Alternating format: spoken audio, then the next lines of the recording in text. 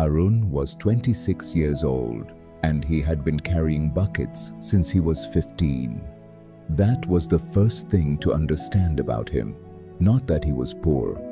Lots of people in the village were poor. Not that he worked hard. The village was full of hard workers. What made Arun different was the sheer number of years.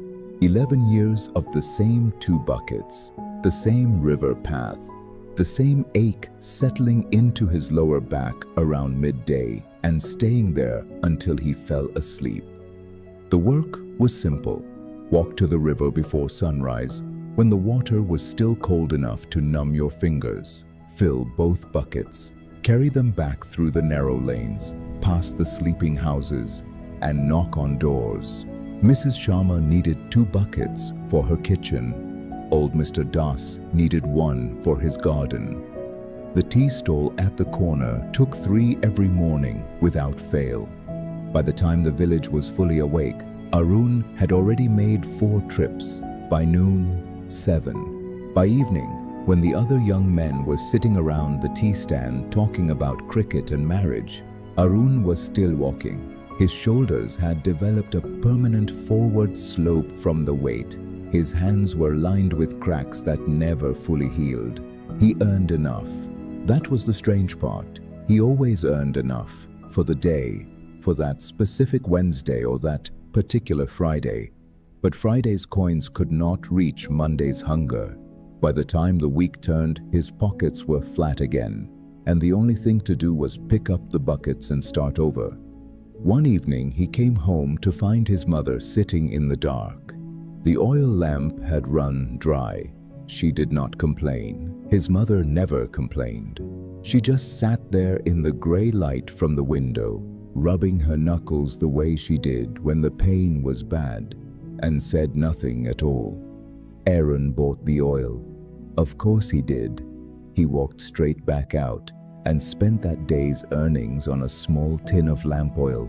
But as he sat across from his mother, watching the flame catch and steady itself, something inside him cracked open. 11 years, and a tin of lamp oil had cleared him out. He went outside and sat on the stone step. A few minutes later, his grandfather lowered himself down beside him. The old man's knees made a sound like dry twigs snapping when he bent them, and he let out a long breath as if he had been holding it for hours. For a while, neither of them spoke. The dust settled on the road. Somewhere a dog barked twice and gave up. "I do not understand," Arun said finally. "I work more than anyone. Ask anybody in this village. They will tell you." His grandfather nodded slowly.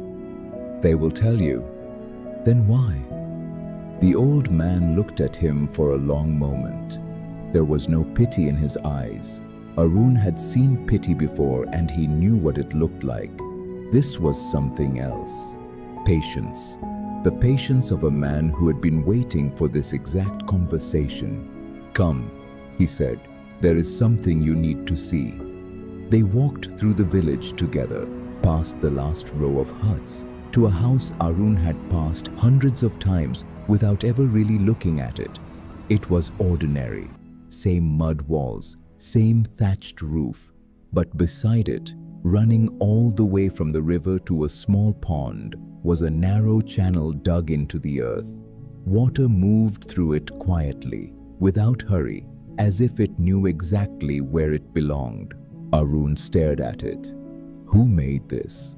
"A bucket carrier," his grandfather said.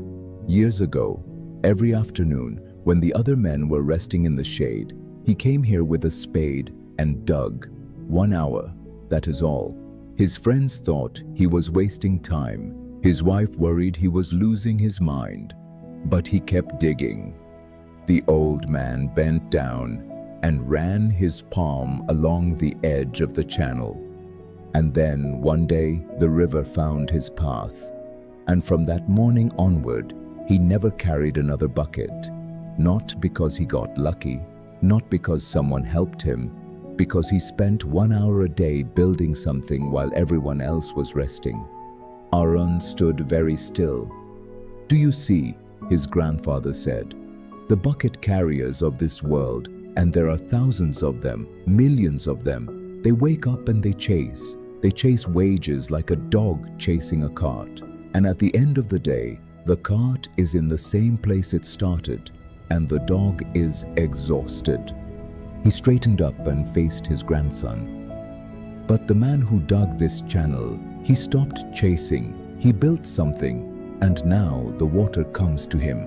While he sleeps, while he eats, while he sits on his step and watches the evening come. He is not smarter than you, Arun. He is not stronger. He simply stopped running long enough to build." Arun looked at the channel, and then at his grandfather, and then at his own hands.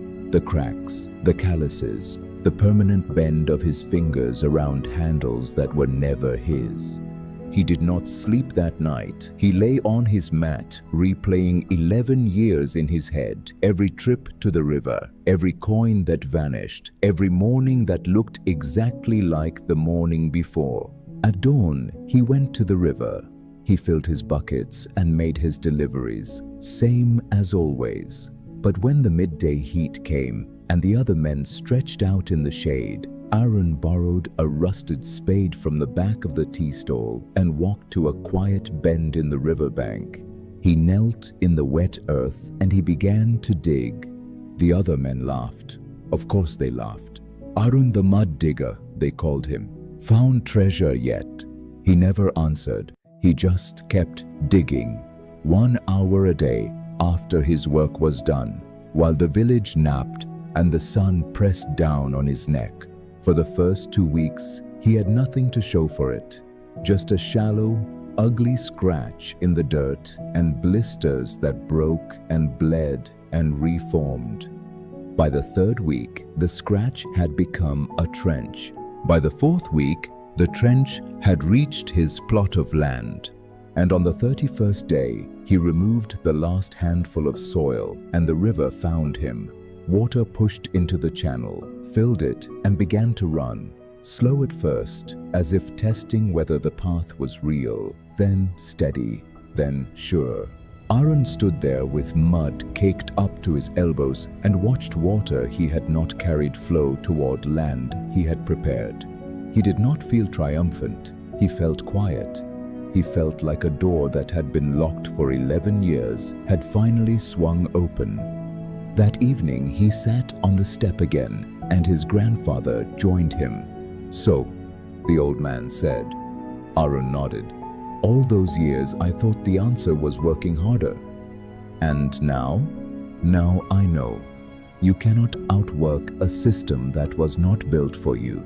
You have to build your own." The old man said nothing. He just smiled, the real kind this time, and the two of them watched the darkness come in, listening to the sound of water that moved on its own. If this story meant something to you, please like this video and write in the comments. I will build my channel.